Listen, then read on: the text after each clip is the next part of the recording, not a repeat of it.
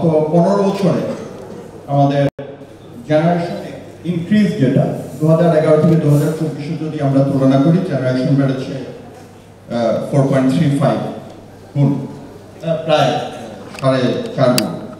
এদিকে ক্যাপাসিটি চার্জটা আমাদের বেড়েছে। আমাদের উপদেষ্টা মহোদয় যেটা বলছিলেন আনইউজ ক্যাপাসিটি পড়ে আছে এবং ক্যাপাসিটি চার্জ দেওয়া হচ্ছে দিতে হচ্ছে, তো সেখানে এই ভয়ানক অবস্থা। আমি এলপিজি প্রশ্নে এটা আসছি এই কারণে, ধরুন এই যে আমাদের জেনারেশনটা লোডটা ডিমান্ডটা যে হারে বেড়েছে তার সঙ্গে জিডিপি কম্পেয়ার করে ডিমান্ড বেড়েছে 10-11% হারে, জিডিপি তো সেই হারে বাড়েনি। তাহলে বাড়তি লোডটা কোথায় যাচ্ছে? এটা মূলত যাচ্ছে কমফোর্ট সাপোর্ট দিতে হচ্ছে, কারণ সেটা আমাদের টোটাল প্রোডাকশনে ভ্যালু ক্রিয়েশনে এটার ভূমিকা বড়। আমার মূল পয়েন্টটা হচ্ছে আমরা এনার্জি যখন ব্যবহার করছি এত রিসোর্স কনস্ট্রেন্টের মধ্যে আমরা আছি এবং পার ক্যাপিটা এনার্জি ইলেকট্রিসিটি তো আমরা কম ব্যবহার করি।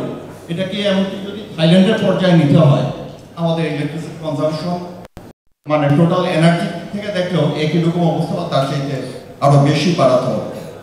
এটা রান্নায় ব্যবহার করা হচ্ছে, রান্নার জন্য অল্টারনেটিভ হচ্ছে বিদ্যুৎ ব্যবহার করা, সেটা নিরাপদ। কস্ট ইত্যাদি প্রশ্ন আছে, এটা ঠিক আছে।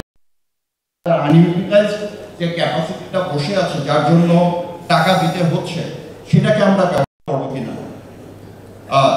প্রাইমারি ফুয়েল কনস্ট্যান্ট আছে সেটা ইম্পোর্ট করতে হবে। এসব মানে অর্থনীতিবিদরা হয়তো এটা ভালো বলতে পারবে, কিন্তু সেটা দেখা দরকার। আমাদের আসলে 3টা সেক্টরে মনোযোগটা খুব বেশি দেওয়া দরকার, কৃষি, শিক্ষা এবং এনার্জি।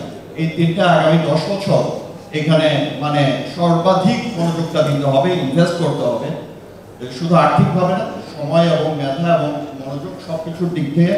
এবং সেইটা করা গেলে এখানে যা কিছু সমস্যা আমরা দেখছি, আরো এক্সপেন্সিভ এনার্জি নিয়েও বাংলাদেশ খুব ভালো চলতে পারে।